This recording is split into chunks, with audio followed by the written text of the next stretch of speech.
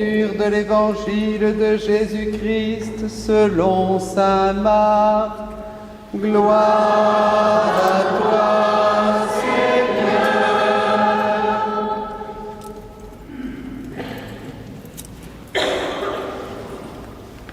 En ce temps-là, Jésus regagna en barque l'autre rive, et une grande foule s'assembla autour de lui. Il était au bord de la mer. Arrive un des chefs de synagogue nommé Jaïr. Voyant Jésus, il tombe à ses pieds et le supplie instamment. « Ma fille, encore si jeune, est à la dernière extrémité. Viens lui imposer les mains pour qu'elle soit sauvée et qu'elle vive. » Jésus partit avec lui, et la foule qui le suivait était si nombreuse qu'elle l'écrasait. Or, une femme qui avait des pertes de sang depuis 12 ans, elle avait beaucoup souffert du traitement de nombreux médecins et elle avait dépensé tous ses biens sans avoir la moindre amélioration. Au contraire, son état avait plutôt empiré. Cette femme donc, ayant appris ce qu'on disait de Jésus, vint par derrière dans la foule et toucha son vêtement. Elle se disait en effet, « Si je parviens à toucher seulement son vêtement, je serai sauvée. » À l'instant, l'hémorragie s'arrêta et elle ressentit dans son corps qu'elle était guérie de son mal. Aussitôt, Jésus se rendit compte qu'une force était sortie de lui. Il se retourna dans la foule et il demandait « Qui a touché mes vêtements ?» Ses disciples lui répondirent « Tu vois bien la foule qui t'écrase et tu demandes qui m'a touché ?» Mais lui regardait tout autour pour voir celle qui avait fait cela. Alors la femme, saisie de crainte et toute tremblante, sachant ce qui lui était arrivé, vint se jeter à ses pieds et lui dit toute la vérité. Jésus lui dit alors, « Ma fille, ta foi t'a sauvée. Va en paix et sois guérie de ton mal. » Comme il parlait encore, des gens arrivent de la maison de Jaïr, le chef de synagogue, pour dire à celui-ci « Ta fille vient de mourir. À quoi bon déranger encore le maître ?» Jésus, surprenant ces mots, dit au chef de synagogue « Ne crains pas, crois seulement. » Il ne laissa personne l'accompagner, sauf Pierre, Jacques et Jean, le frère de Jacques. Ils arrivent à la maison du chef de synagogue. Jésus voit l'agitation et des gens qui pleurent et poussent de grands cris. Il entre et leur dit « Pourquoi cette agitation? Pourquoi ces pleurs? L'enfant n'est pas morte, elle dort. » Mais on se moquait de lui. Alors il met tout le monde dehors, prend avec lui le père et la mère de l'enfant et ceux qui étaient avec lui. Puis il pénètre là où reposait l'enfant. Il saisit la main de l'enfant et lui dit « Talitha koum », ce qui signifie « Jeune fille, je te le dis, lève-toi ». Aussitôt, la jeune fille se leva et se mit à marcher. Elle avait en effet 12 ans. Ils furent frappés d'une grande stupeur et Jésus leur ordonna fermement de ne le faire savoir à personne, puis il leur dit de la faire manger. Acclamons la parole de Dieu. Louange à toi, Seigneur Jésus.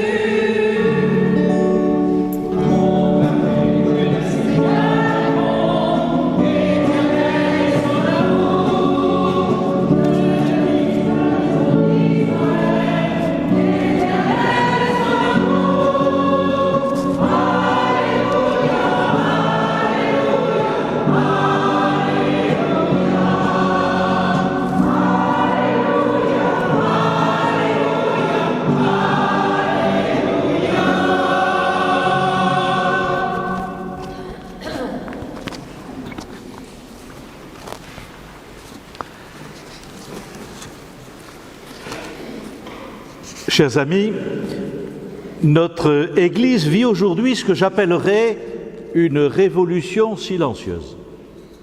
Cette révolution ne se constate pas de partout, mais elle s'observe dans un certain nombre de diocèses, en France ou à l'étranger, ainsi que dans certains secteurs pastoraux de notre diocèse.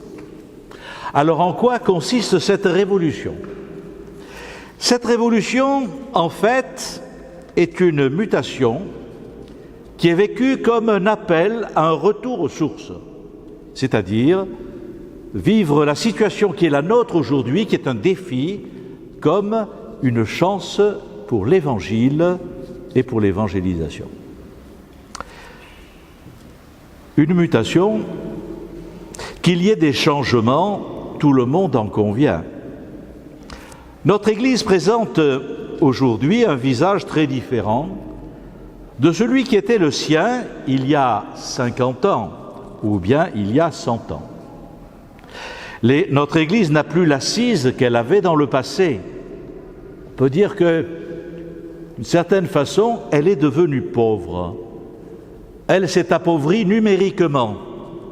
Elle n'a plus l'encadrement sacerdotal qu'elle avait quand elle essayait de mettre un prêtre par paroisse, c'est-à-dire par village. Le nombre de religieuses, de militants, de laïcs en engagement ecclésial, mais aussi, dans un certain nombre de paroisses, d'enfants catéchisés ou de pratiquants a chuté. L'Église n'est plus cette institution stable qui avait pignon sur rue, avec un personnel spécialisé, les prêtres et les religieuses, qui encadraient toute une population et l'accompagnaient dans ses besoins religieux du berceau à la tombe. Elle était cette société religieuse qui répondait aux attentes d'une population. Il y avait des lieux, les églises, des heures d'ouverture dans les presbytères, des personnes, les prêtres, des prestations auxquelles vous aviez droit, que vous fréquentiez assidûment ou pas votre paroisse. Or, aujourd'hui, vous le savez bien, même si vous avez un prêtre ici pour votre secteur, cela a du mal à fonctionner. La raréfaction des prêtres, des religieuses, mais aussi des laïcs engagés, rend des fois le fonctionnement plus problématique. Certains se demandent, aurons-nous toujours la messe le dimanche ? Le catéchisme va-t-il disparaître, faute d'enfants ou de famille ? On comprend que certains s'inquiètent, affrontent l'avenir avec anxiété, angoisse, nostalgie du passé ou, des fois, ressentiment vis-à-vis de l'évolution de l'Église qu'ils ont du mal à comprendre. En fait, oui, de fait, nous sommes devenus pauvres. Souvent, d'ailleurs, nous avons demandé à Dieu dans la prière d'être une Église servante et pauvre. Eh bien, le Seigneur nous a pris au mot. Nous vivons aujourd'hui une certaine pauvreté. Cela peut faire peur, c'est une épreuve, je viens d'en parler, et c'est vrai qu'une épreuve, ça peut des fois vous détruire, mais une épreuve, ça peut parfois, au contraire, vous faire ressurgir, vous faire réagir, vous donner un dynamisme nouveau pour surmonter cette épreuve. Oui, l'épreuve peut être l'occasion d'une conversion ecclésiale et d'un nouveau dynamisme. De fait, la pauvreté acceptée peut être l'occasion, d'abord, d'une véritable liberté par rapport à, vous savez, ce qu'on entend souvent dans les paroisses, on a toujours fait comme ça. Voilà. Donc, ça peut être l'occasion d'une libération par rapport aux habitudes, aux traditions, au fonctionnement auquel on était depuis toujours habitué. En fait, beaucoup redécouvrent aujourd'hui une nouvelle façon de vivre l'Église, une nouvelle manière qui rappelle le dynamisme des premières communautés chrétiennes. Se replonger dans la source est toujours source de renouveau et d'ardeur évangélique. Cette mutation, vécue comme une chance, comme une invitation à un retour aux sources et ce que j'ai appelé un peu plus haut la révolution silencieuse. Alors, qu'y a-t-il de nouveau dans cette nouvelle façon de voir l'Église, dans cette conversion qui est à la fois une conversion évangélique, ecclésiale et missionnaire de nos paroisses et de nos communautés chrétiennes? Je crois que de fait, il y a une découverte d'une nouvelle façon de vivre la foi, de vivre l'Église et de vivre la mission ou l'évangélisation. Il y a tout d'abord la redécouverte finalement de ce qu'est la foi, ce qu'est être chrétien, l'importance radicale de la relation personnelle au Christ dans la foi chrétienne. Celle-ci n'est pas une simple affaire d'habitude, de tradition familiale ou d'appartenance sociologique. Comme on dit, on est d'une famille catholique. Voilà.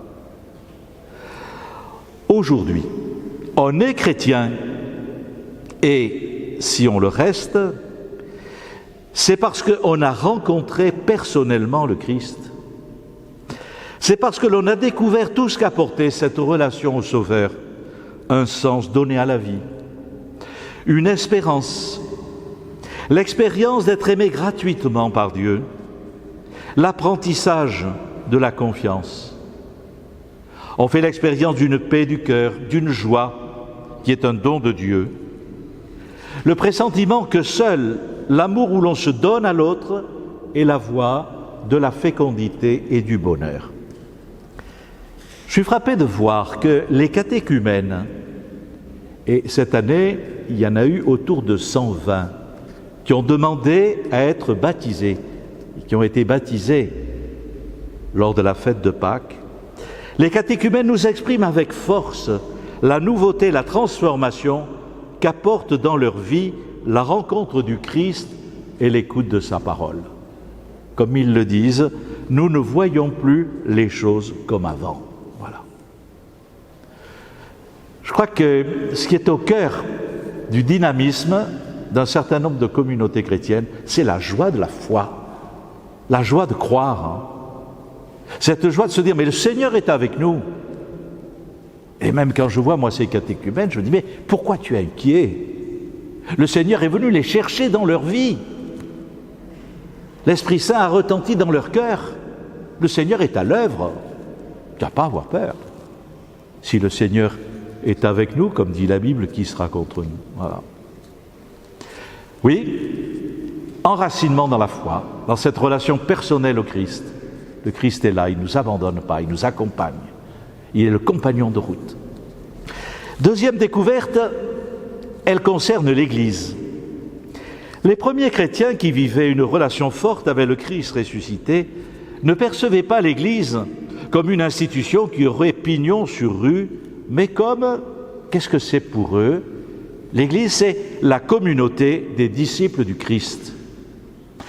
Cette communauté, quand on voit l'histoire des premiers chrétiens, pouvait être nombreuse ou au contraire constituée de quelques personnes, des fois de quelques familles. Mais c'est au jour le jour qu'ils avaient la conscience de construire l'Église, de permettre ainsi au Christ de se rendre présent par le témoignage et la vie de foi de ses disciples. Ils ne parlaient pas de l'Église à la troisième personne, comme souvent nous le faisons, en disant « Ah, l'Église a dit, oh mais l'Église, moi je ne comprends pas que, etc. » Ils parlaient de l'Église à la première personne, disant « L'Église, c'est nous les disciples, c'est nous, la communauté des disciples du Christ. » Pour ceux qui vivent cette révolution silencieuse dont j'ai parlé, l'Église est moins l'Église du passé que celle que l'on édifie aujourd'hui, celle que tous nous aidons à naître. Nous sommes, comme dit saint Pierre, aujourd'hui les pierres vivantes de cet édifice spirituel qu'est l'Église. Voilà. Quel sera l'avenir de l'Église de nos communautés? Ce sera l'avenir de la présence des croyants qui seront là et qui donneront visage à cette Église. Conversion évangélique, Conversion dans cette nouvelle perception de voir l'Église. Enfin, j'allais dire renouveau missionnaire. Vivre le retour aux sources, comme ces premières communautés chrétiennes, c'est retrouver leur dynamisme missionnaire. Si la foi nous est donnée, nous le savons bien, c'est pour être partagée.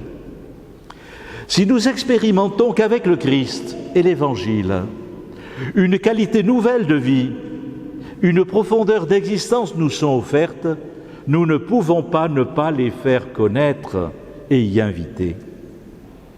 Nous avons à dire à tous, nous avons trouvé la source d'eau vive. Elle nous désaltère. Elle nous est donnée, mais elle ne nous appartient pas. Elle est pour tous. Si tu as soif, viens et vois. Viens et bois. Comme dit le pape François, l'Église ne doit pas se refermer sur elle-même. Il dit, quand elle fait ça, elle est comme la femme malade, recourbée sur elle-même, dont parle l'Évangile de Saint Luc. L'Église doit sortir, aller à la rencontre des hommes, des femmes, des enfants et des jeunes qui ne font pas partie aujourd'hui de son réseau pratiquant. Elle doit aller à la rencontre, dialoguer, écouter, inviter et annoncer la bonne nouvelle dont elle est porteuse. Les paroisses qui sont entrées dans la révolution silencieuse se sont mises en état de mission, pensent toute leur pastorale dans un esprit missionnaire. Programme, par exemple, une semaine missionnaire. J'ai vu que ce que vous avez fait là, à l'entrée de l'église, à travers cette tente de la mission aussi, est un des signes justement de cette dynamique missionnaire. Et quand je fais le point avec ces paroisses qui sont entrées dans cette dynamique, je me rends compte que l'évangélisation les remplit de joie, d'espérance, de dynamisme apostolique et renforce la communion entre leurs membres. Je rencontre des fois des paroisses où les gens sont tristes, les gens ont peur de l'avenir, sont anxieux, sont nostalgiques du passé, ils baissent les bras. Puis je rencontre des paroisses, je veux dire, où la confiance dans le Christ s'est raffermie, où chacun a l'impression que l'Église c'est lui, que le Seigneur les envoie. Et dans cette rencontre, certains font du porte-à-porte, je vois, en ville, mais aussi en rural. Les gens ouvrent leurs portes. Il y a des dialogues improbables, étonnants des fois qui se passent. Voilà. Et je vois que ceux qui ont vécu cela reviennent avec une grande joie, avec une force pour leur foi, remplie d'espérance, et aussi ça a soudé les membres de la communauté. Qui ne voit que la révolution silencieuse se met en place là où les chrétiens ont pris conscience qu'ils étaient appelés à devenir disciples missionnaires. C'est le pape François, dans son exhortation « La joie de l'Évangile », qui nous parle des disciples missionnaires. Il nous dit, c'est tout simple, que celui qui a eu le cœur touché par le Christ ne peut pas ne pas vouloir le faire connaître et le faire aimer. Pour le pape, c'est dans un même élan qu'on est disciple et missionnaire. Je ne dis plus, affirme le pape, disciple et missionnaire, mais disciple, trait d'union, missionnaire. Vous savez que c'est toute l'ambition de notre synode diocésain d'aider nos paroisses et nos secteurs pastoraux à être des communautés de disciples missionnaires, ouvertes sur l'avenir, joyeuses de vivre de l'Évangile et heureuses de témoigner du Christ. Voilà. Je sais que votre curé et vous-même êtes entrés justement dans ce désir de vivre vraiment comme disciples missionnaires. Oui, risquez-vous avec le Seigneur, vous ne le regretterez pas. Puisse votre secteur devenir ce secteur vivant de disciples missionnaires. C'est ce que je demanderai au Christ dans la prière au cours de cette Eucharistie. Amen. Je vous envoie comme des brebis au milieu des loups. Je vous envoie comme des brebis, je serai toujours avec vous. Je vous envoie comme des brebis au milieu des loups. Je vous envoie comme des brebis, je serai toujours avec vous.